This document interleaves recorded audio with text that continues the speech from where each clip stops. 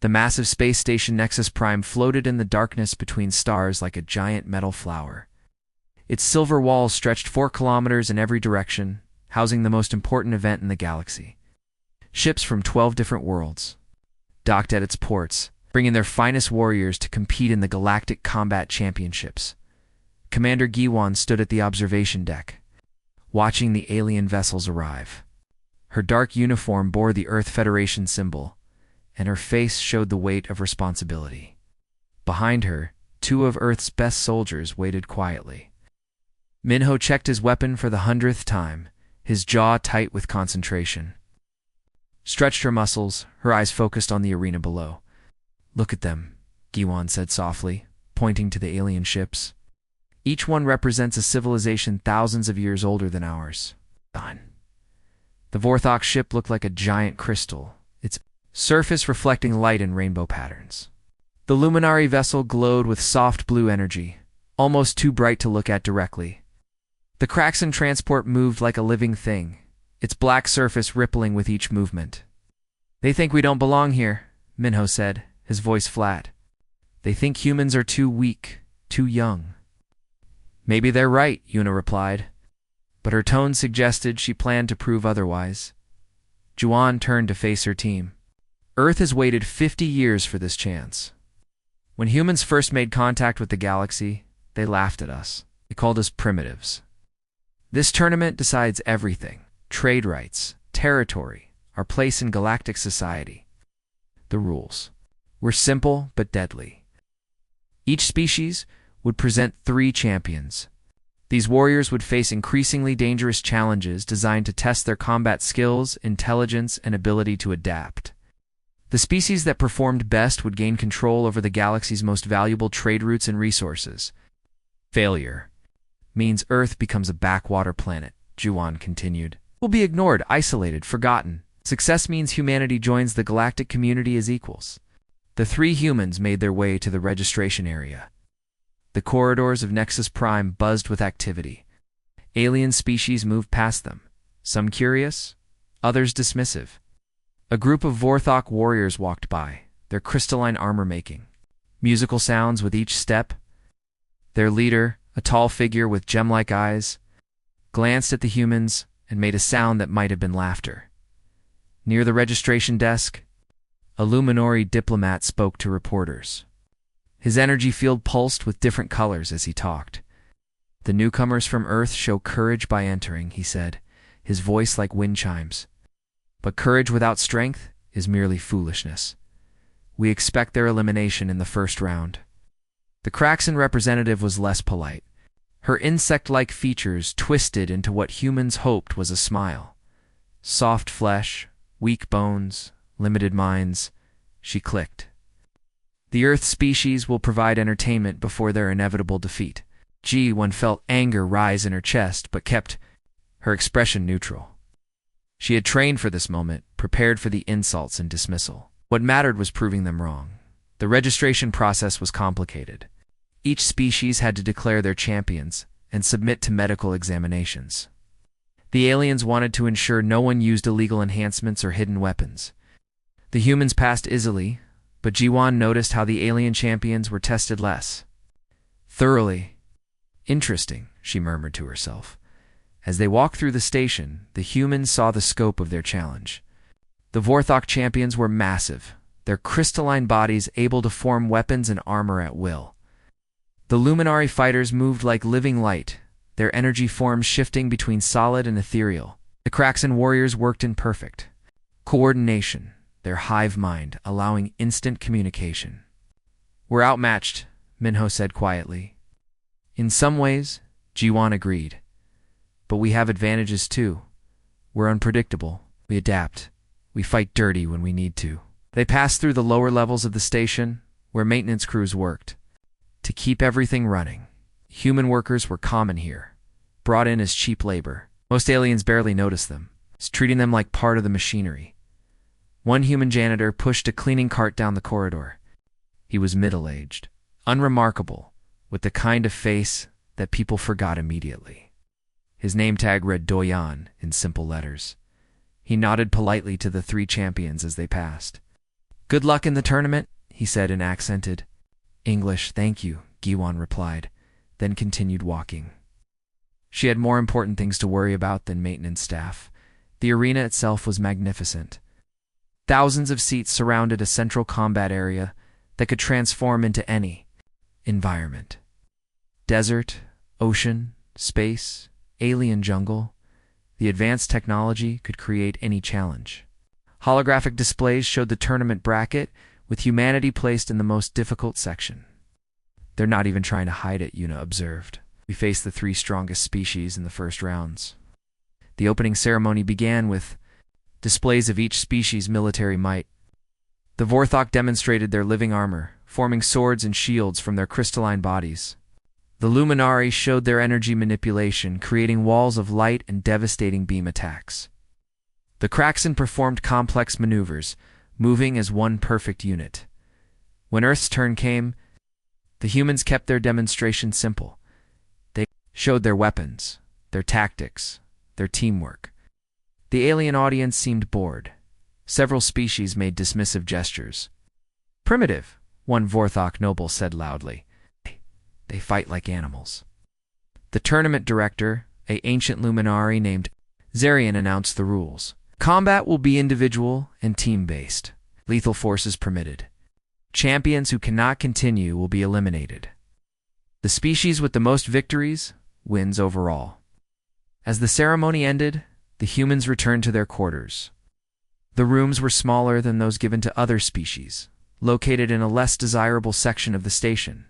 Even their accommodations sent a message about their status. "Tomorrow we prove them wrong," Jiwan said to her team.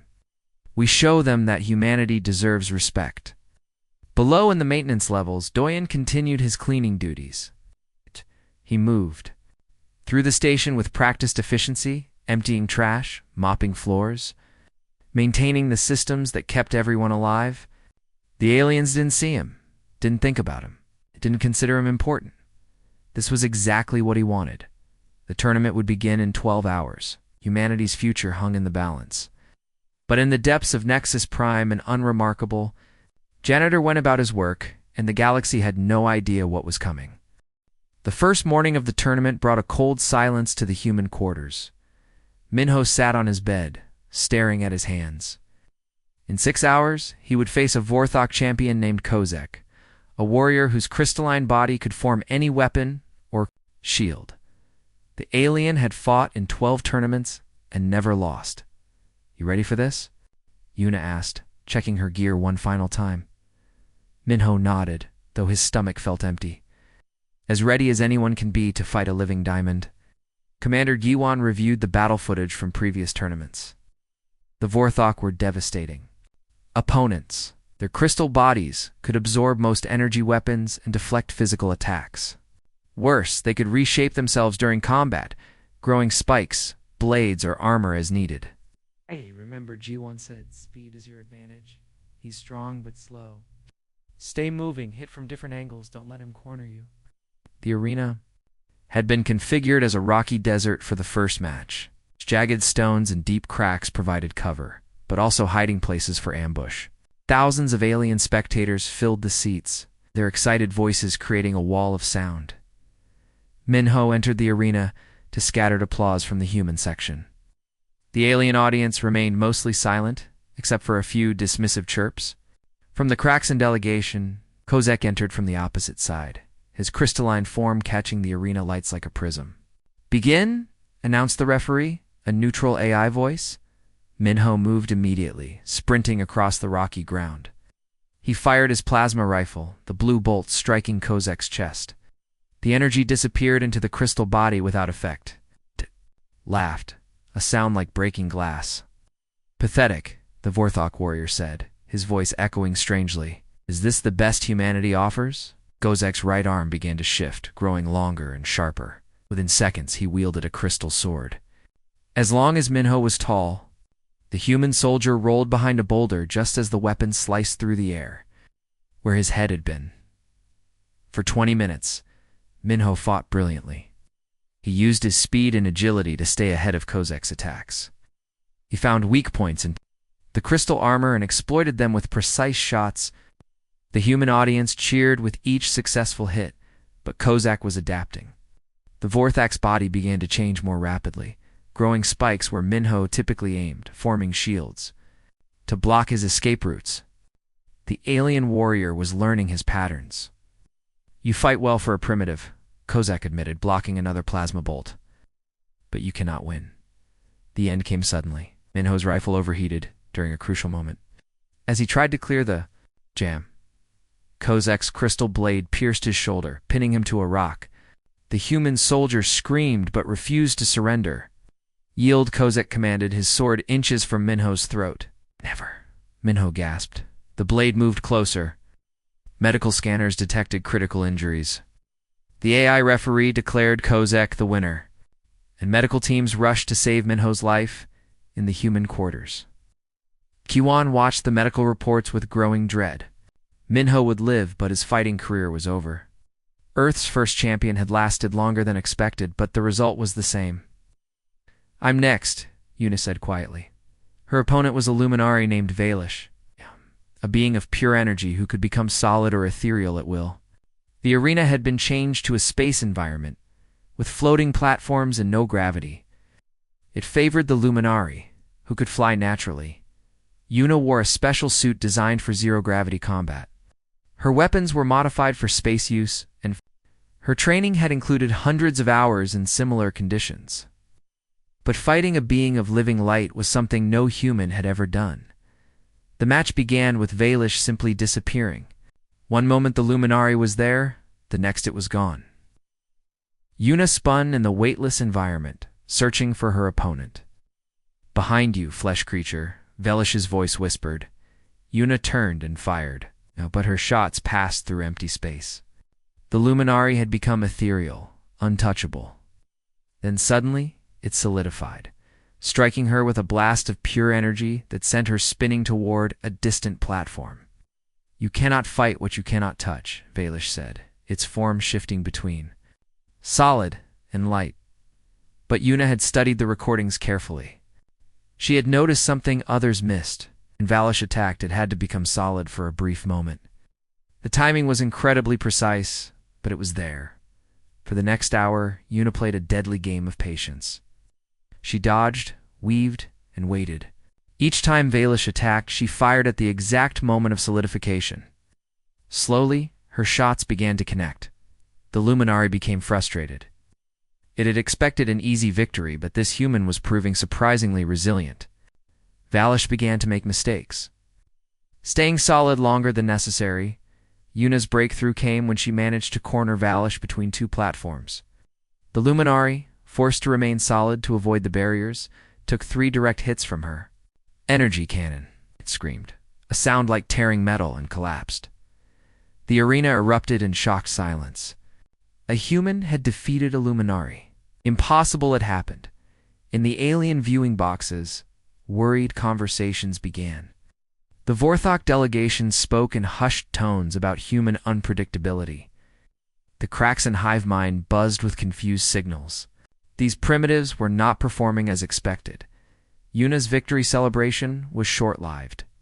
Her injuries from the energy attacks were severe, and medical scans showed extensive cellular damage. She could not continue in the tournament. "I'm sorry," she told G1 from her medical bed. "I gave everything I had." "You did perfectly," G1 replied. "You showed them we can win." It was G1's turn to carry humanity's hopes. She was there. Last champion, facing increasingly difficult opponents. The tournament rules meant she would have to defeat multiple enemies to advance. While the aliens could rotate their champions in the maintenance levels of the station, Doyan continued his cleaning duties, but he was watching everything. Quiet Janitor had access to areas most people never saw. He cleaned the alien preparation rooms, the medical facilities, the technical areas where the tournament equipment was maintained. What he saw disturbed him. The Vorthok champions were using illegal enhancement crystals, substances that boosted their already formidable abilities. The Luminari were manipulating the arena's energy fields to give their fighters advantages. The Kraxan had installed hidden communication devices to coordinate their attacks. Doyan said nothing. He simply cleaned around the evidence his unremarkable face showing no emotion. But he was taking pictures, recording conversations, gathering proof. The tournament was rigged from the start. The aliens had never intended to give humanity a fair chance. They were simply putting on a show before demonstrating human inferiority.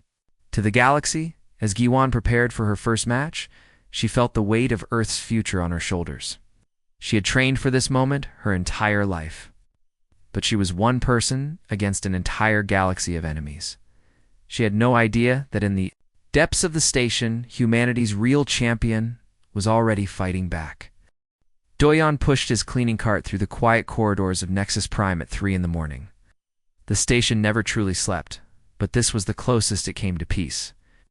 Most aliens were resting before the next day's matches, and the human quarters were silent except for the soft sounds of Jiwan's training.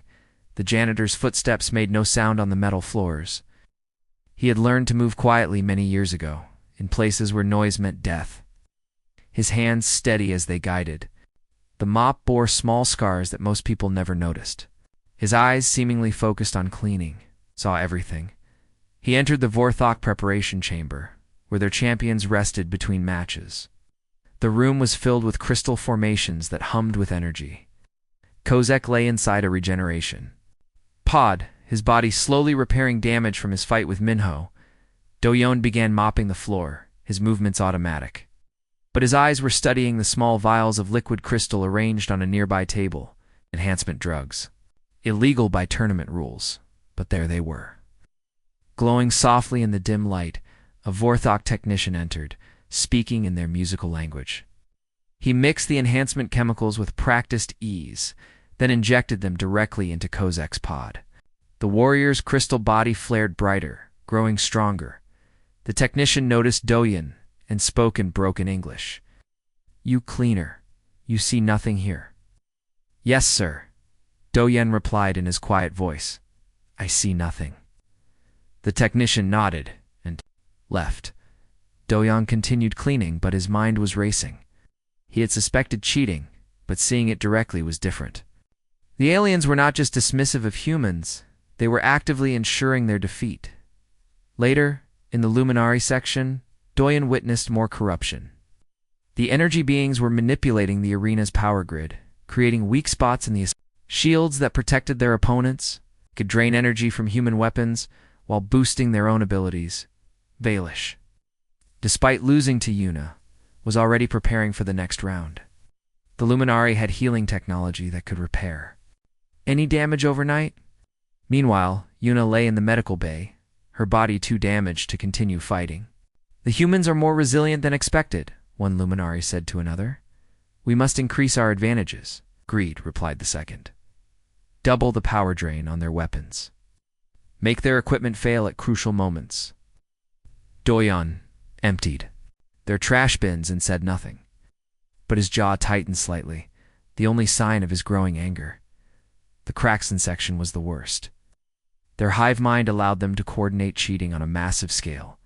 They had installed hidden sensors throughout the arena, giving them complete information about their opponent's movements. They could predict every attack, counter every strategy. More disturbing were the conversations Dojon overheard. The tournament was not just about proving human inferiority. It was preparation for something much worse.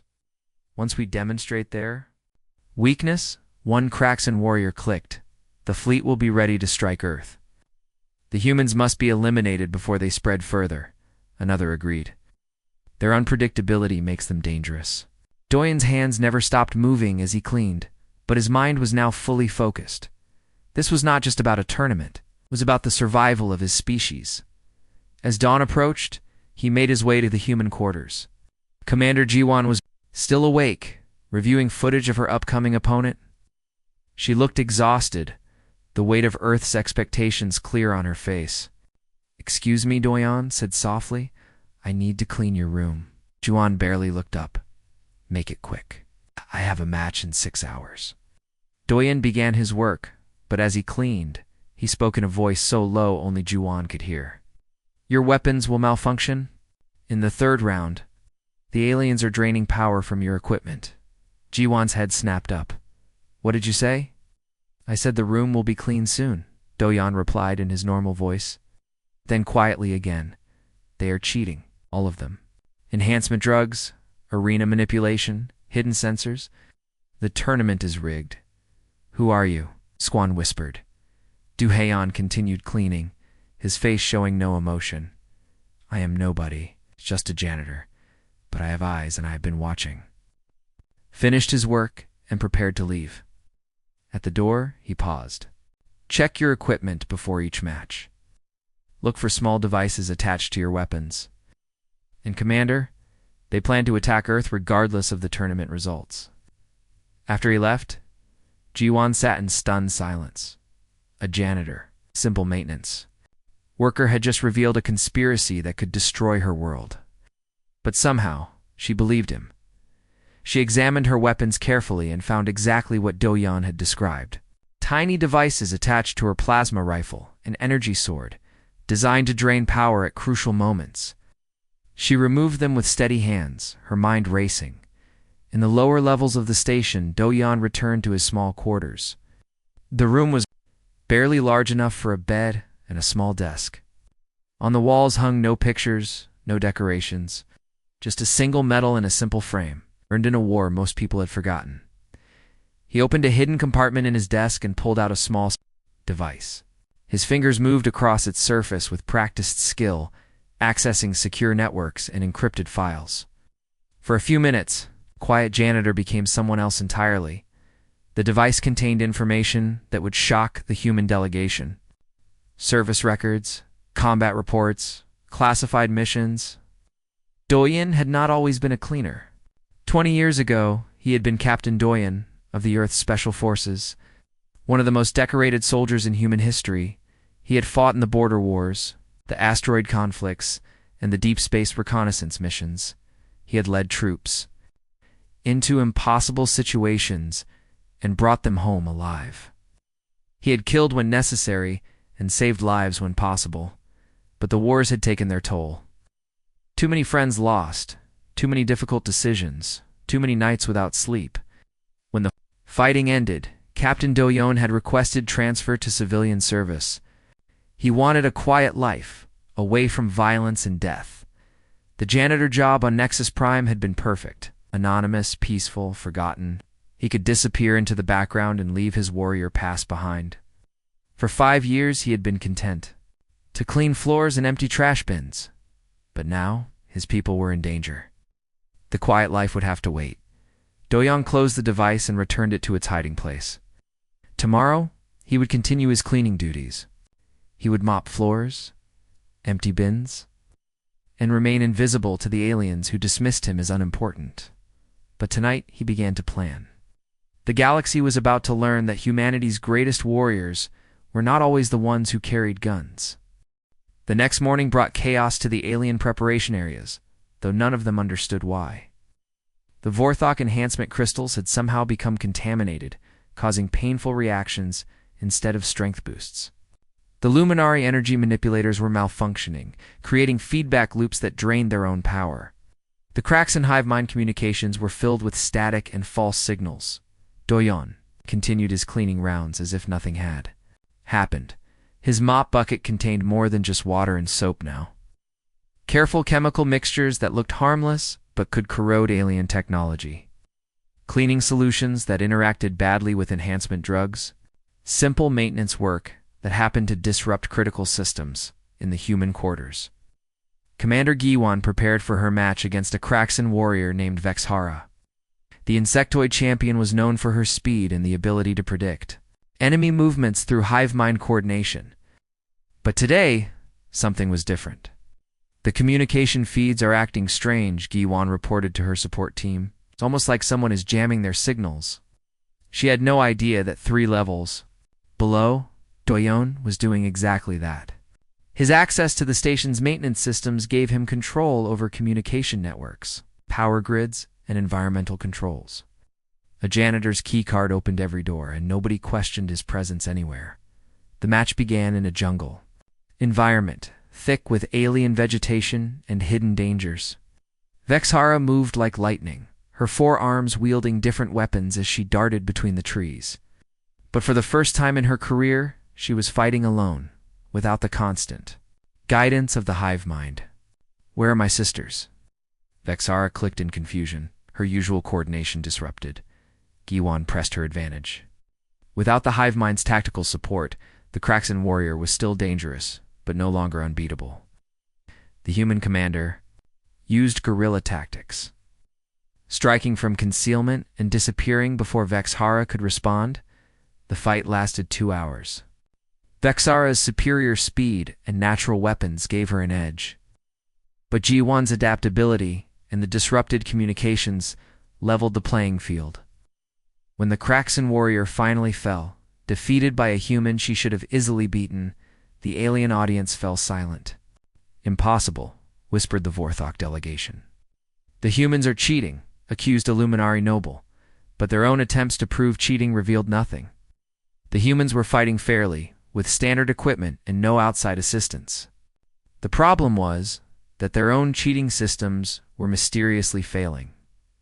Between matches, Doyan encountered another human worker in the maintenance tunnels. Sunhee was a cleaning lady who worked the upper levels, dealing with the prestigious alien quarters. She was small, middle-aged, and completely unremarkable to anyone who saw her. "You're the one causing the problem," she said quietly as they passed each other. Doyan stopped. "I don't know what you mean." Sunhee smiled. "Sergeant Sunhee, Earth Marines, retired.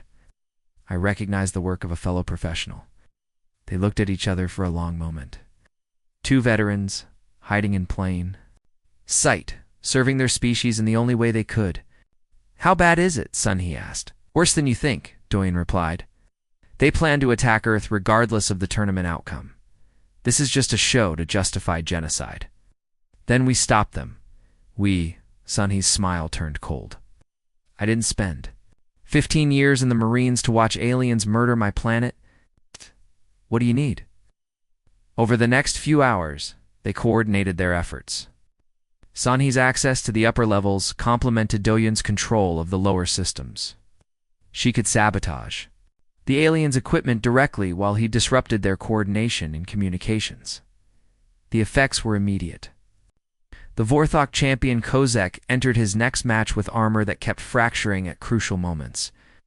The Luminari fighter Valish found his energy attacks weakening unexpectedly. The Kraxan team coordination fell apart as their hive mind signals became increasingly unreliable. Meanwhile, Giwan continued her impossible winning streak. Match after match, she defeated opponents who should have been far superior. The human audience cheered wildly, but the aliens grew increasingly suspicious. "The humans are using some kind of technology we don't understand," claimed the Vorthok Council representative. "Their equipment is primitive," countered a Luminari observer. "We've scanned everything they brought. Then how do you explain their success?" demanded the Kraxan Hive Queen. The truth was simpler than they imagined. Two janitors, with military training and unlimited access to the station's systems, were waging a shadow war against the galaxy's most advanced civilizations. Every cleaning shift was a covert operation, every maintenance task a form of sabotage. But the aliens were not stupid. They began to suspect that their problems were not coincidental. Security was increased, access restrictions were implemented, and investigations were launched. "We need to be more careful," Sunhee warned during one of their brief meetings. "They're starting to watch the maintenance staff." "Let them watch," Doyan replied. "By the time they figure out what's happening, it will be too late." The tournament reached its final stages with humanity in an impossible position. Giwan had advanced further than anyone expected, but she was exhausted and injured. The aliens, despite their problems, still had multiple champions in the competition. More importantly, Doyan had discovered the true scope of the alien conspiracy. Hidden throughout the station were the components of a massive communication array, designed to coordinate a simultaneous attack on Earth by all 12 alien species. The tournament was cover for the largest military operation in galactic history. "Can't win the tournament," he told Sunhee during a late-night meeting. "Even with our help, Commander Guan can't defeat all their remaining champions. But we can do something else." "What?" We can make sure the galaxy sees what they really are. We can give Earth a fighting chance. Du Yan's plan was ambitious and dangerous. It would require exposing their cover, revealing their true identities, and taking direct action against the alien conspiracy. The quiet life he had chosen would be over forever. You ready for that, son? He asked. Du Yan looked at his reflection in the polished surface of his cleaning cart. For a moment, he saw not a janitor, but a soldier, a warrior, a protector of humanity. I've been ready for 20 years, he said. I just didn't know it yet. The final day of the tournament began with an assassination attempt. Inchquan woke to find her water supply poisoned and her air recycling system releasing toxic gas. Only her military training saved her life as she recognized the danger and activated emergency protocols. They're not even pretending anymore, she told her support team through the sealed doors of her quarters. They want us dead. In the maintenance tunnels, Du Yan and Sun He worked frantically to counter the alien attacks. The Vorthok had flooded the human quarters with crystalline dust that would slowly damage their lungs. The Luminari were overloading the power systems to cause fatal electrical failures. The Kraxen had released microscopic nanobots programmed to attack human DNA. This is beyond cheating, Sun He said as she neutralized another poison gas release. This is open warfare. Then we fight back, Du Yan replied. The arena was configured for the final match as a zero-gravity space environment with multiple floating platforms. Guan would face Kozek in single combat, with the winner claiming victory for their species. But the aliens had no intention of letting the match proceed fairly, as Yuan entered the arena. Hidden weapons systems activated. Energy beams designed to look like arena lighting began targeting her position. The floating platforms she needed to reach were programmed to collapse when she stepped on them. Even her opponent's starting position gave him an unfair advantage. This ends now, Du Yan said, watching the screens from his position in the maintenance center. For 5 years, he had been invisible. Quiet janitor who cleaned floors and emptied trash bins. The man nobody noticed or remembered. But as Ji-Wan dodged the first assassination attempt in the arena, Captain Du Yan of the Earth's Special Forces finally returned. His first target was the communication array hidden throughout the station. Moving with the speed and precision of his former military training, he began systematically destroying the equipment that would coordinate the attack on Earth. Each device was disguised as normal station hardware. Du Yan's access and expertise made them vulnerable. Security alert. Announced the station's AI. Its unauthorized access detected in Communication Array 7. Aliens responded immediately. Vorthok security forces crystallized from the walls like living statues. Luminary energy beings phased through bulkheads to reach the disturbance. The Kraxen hive mind sent dozens of warriors scuttling through the ventilation systems. They found a maintenance tunnel filled with destroyed equipment and a human janitor who should not have been there. You, the lead, Vorthok said, his crystal form gleaming with anger. Explain your presence. Ah! Du Yan stood slowly, his cleaning uniform torn and dirty. In his hands he held a plasma cutter that had been modified into a weapon. Around him, the remains of the communication array sparked and smoked. I'm cleaning up, he said simply. The fight that followed was brief, but devastating. The aliens had expected to face a frightened maintenance worker. Instead, they encountered a combat veteran with 20 years of experience and nothing left to lose. The Vorthok warriors, crystalline.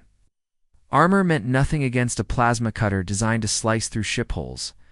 The Luminary's energy form provided no protection against electromagnetic pulse grenades disguised as cleaning supplies. Kraxen's speed and numbers were useless in the narrow tunnels where their coordination was disrupted. Within minutes, security team was dead. Or dying. Du Yan stepped over their bodies and continued his work, moving to the next communication node with mechanical precision. All security teams to maintenance level 7, the AI announced. Hostile human detected. Lethal force authorized. In the arena, Giwan was fighting for her life against both her opponent and the rigged environment. Kozek's crystal sword clashed against her energy blade as hidden weapons fired from concealment. She was skilled, but the odds were overwhelming. Then suddenly the hidden weapons stopped firing. The platform traps deactivated. The arena's unfair advantages disappeared one by one. What's happening? Kozak demanded, his crystal form flickering. With confusion, someone is fighting back, Jiwan realized. 3 levels below, Do-Yan was systematically dismantling the alien conspiracy. His janitor's access gave him entry to every critical system. His military training let him identify and destroy the most important targets. His 5 years of invisibility had taught him the station's weaknesses. The aliens sent more security forces. But they were fighting on his terms now. The maintenance tunnels were his territory, filled with improvised weapons and defensive positions. Every pipe could become a club. Every chemical could become a bomb. Every access hatch could become an escape route. Who is this human? The Vorthok Council demanded. Run his identification, ordered the Luminary commander. Do-Yan Kim, maintenance worker, 5 years service, the AI reported. No military record found, but Sun-Hee knew better. She watched the security feeds with growing amazement as her fellow veteran carved through alien forces with ruthless efficiency. The quiet janitor was gone, replaced by the warrior he had always been. Records can be erased, she murmured. But training never goes away. In the arena, Jiwan gained the upper hand. With the alien cheating systems neutralized, she was fighting. On equal terms for the first time, her human adaptability and determination began to overcome Kozak's crystalline strength. But the aliens were not finished. If they could not win fairly or through cheating, they would simply destroy everything. The station's self-destruct sequence was activated, designed to eliminate the evidence of their conspiracy, along with every human on board. 10 minutes to total station destruction, the AI announced calmly. The alien spectators began evacuating to their ships, abandoning the pretense of the tournament. But the humans were trapped. Their vessel too far away to reach in time. Da-Zhong reached the station's control center just as the countdown reached 8 minutes. The room was heavily defended, but he had come too far to stop now, using explosives. Made from cleaning chemicals, he blasted through the security doors. The final battle was in the control center itself. Alien commanders who had watched the tournament from comfort now faced the human they had dismissed as unimportant. They fired energy weapons and threw crystal projectiles, but Do-Yan moved like a ghost through their attacks. You cannot stop this, the Vorthok Council leader declared. Even if you prevent the station's destruction, the fleet will still attack Earth. Maybe, Do-Yan replied, his modified plasma cutter humming with energy. But the galaxy will know what you really are.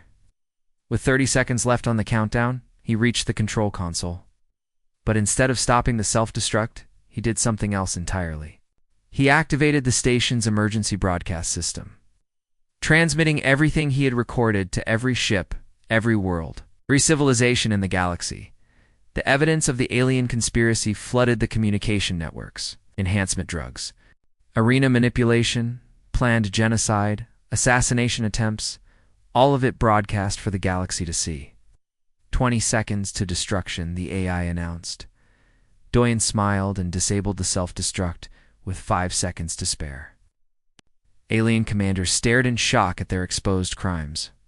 The cleaner is finished, he said simply. The galaxy watched in stunned silence as the evidence of the alien conspiracy spread across every communication network.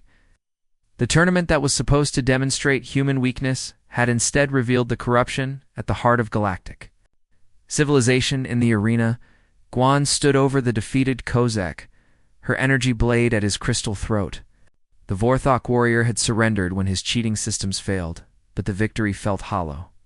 The tournament had been a lie from the beginning, the Yield Kozak said, his crystal form dimming with shame. The humans have won. But the real victory was happening in the control center, where Do-Yan faced the alien commanders who had orchestrated the conspiracy. The Vorthok Council leader, the Luminary High Command, and the Kraxan Hive Queen all stood in defeated silence. You have destroyed everything, the Vorthok leader said. The galactic order, the balance of power, the respect between species. Do-Yan replied, his voice calm despite the battle he had just fought. I have revealed the truth. The rest is up to you. The broadcast continued, showing the hidden attack fleets positioned near Earth, the planned genocide, and the systematic cheating that had corrupted the tournament. Species that had participated in the conspiracy began to withdraw their support. Others demanded explanations. Humans cannot be allowed to survive. The Kraxan Hive Queen clicked desperately. They're too dangerous, too unpredictable. Are we? Doyan asked. Or are we just inconvenient? He gestured to the screens showing the evidence of their crimes. You fear us not because we are violent, but because we are honest. Not because we are weak, but because we find strength in unexpected places. The station's corridors filled with arriving ships from neutral species. The evidence broadcast had triggered emergency sessions in the Galactic Council. The conspiracy was collapsing as former allies turned against each other in the human quarters. Sunhee helped evacuate the injured while keeping watch for further attacks. The assassination attempts had stopped, but she remained vigilant. Her military training told her the danger was not over. Sergeant Sunhee, a voice called from behind her. She turned to see a group of alien medical personnel approaching. These were not the hostile forces she expected. They wore the symbols of the Neutral Medical Coalition, species that had not participated in the conspiracy. "We are here to help," their leader said. "The humans require medical attention." "Why?" Sunhee asked, her hand near her concealed weapon. "Because it is right," the alien replied simply. "Because the galaxy has watched injustice for too long." The aftermath of the tournament proceeded quickly. The evidence was overwhelming, and the participating species faced immediate consequences. Trade sanctions, diplomatic isolation, and internal rebellions began to tear apart the conspiracy. The Vorthok Council was dissolved, its members facing trial for war crimes. The Luminari High Command was stripped of power as their own people demanded justice. The Kraxan hive mind fragmented as different groups turned against each other. But the most important change was in how the galaxy viewed humanity. The species that had been dismissed as primitive and weak had produced heroes from the most unlikely places. A janitor had defeated the galaxy's most advanced military forces. A cleaning lady had helped save an entire world. "We underestimated you," admitted Zarian, the tournament director who had overseen the conspiracy. "We thought your strength lay in your warriors, your weapons, your technology." "It does," Juwan said, "but not in the way you expected." She gestured to Doyan, who was still wearing his torn cleaning uniform. "Our strength is that any of us can be a warrior when necessary. The person who mops your floors might be the one who saves your life." The formal ceremony was held a week later. The Galactic Council, purged of its corrupt members, officially welcomed humanity as a full member of galactic civilization. Agreements were signed, territorial rights were granted, and Earth's place in the galaxy was secured. But the real ceremony was smaller, quieter. In the human quarters of Nexus Prime, Doyon and Sunhee were awarded the medals they had earned long ago but never received. Their fellow veterans saluted them, their service finally recognized. "Will you return to Earth?" Juwan asked. Doyoon considered the question. "Maybe, or maybe I'll stay here. The galaxy needs cleaning, and I'm good at it." "The invisible war?" Sunhee asked. "The visible one," he replied. "The galaxy has learned that humans can be trusted, that we keep our word, that we protect the innocent. That reputation is worth more than any territory or trade agreement." As the ceremony ended, reports came in from across the galaxy. The former conspiracy members were withdrawing their fleets, abandoning their plans for genocide. The neutral species were offering friendship and alliance. The galaxy was changing, and humanity was part of that change. The tournament had ended, not with humanity's defeat, but with their acceptance. They had proven themselves worthy not through superior strength or technology, but through the courage of ordinary people who chose to do extraordinary things. In the days that followed, the story of the janitor who saved the galaxy spread throughout human space. It became legend, then myth, then inspiration. Children learned that heroes could come from anywhere, that the most important battles were sometimes fought by the most unlikely warriors. Doyan returned to his cleaning duties. But he was no longer invisible. The galaxy knew his name, his story, his sacrifice. When aliens saw him mopping floors or emptying trash bins, they remembered the day a human custodian had faced down their greatest champions and won. You changed everything, son, he told him, as they worked together one final time. We changed everything, he corrected. You, me, Commander Jawan, Yuen Minho, and Yuna. We showed them that humanity's greatest weapon is not our strongest warrior, but our willingness to fight for what is right. The station was quiet now, peaceful in a way it had never been during the tournament. The cleaning continued, the maintenance went on, and life returned to normal. But the galaxy was different now. So was humanity's place in it. The cleaner had finished his work. But the story of what ordinary people could achieve when they chose to be extraordinary would echo through the stars forever. In the end, that was humanity's greatest victory, not proving they were the strongest, but proving they were worthy of respect.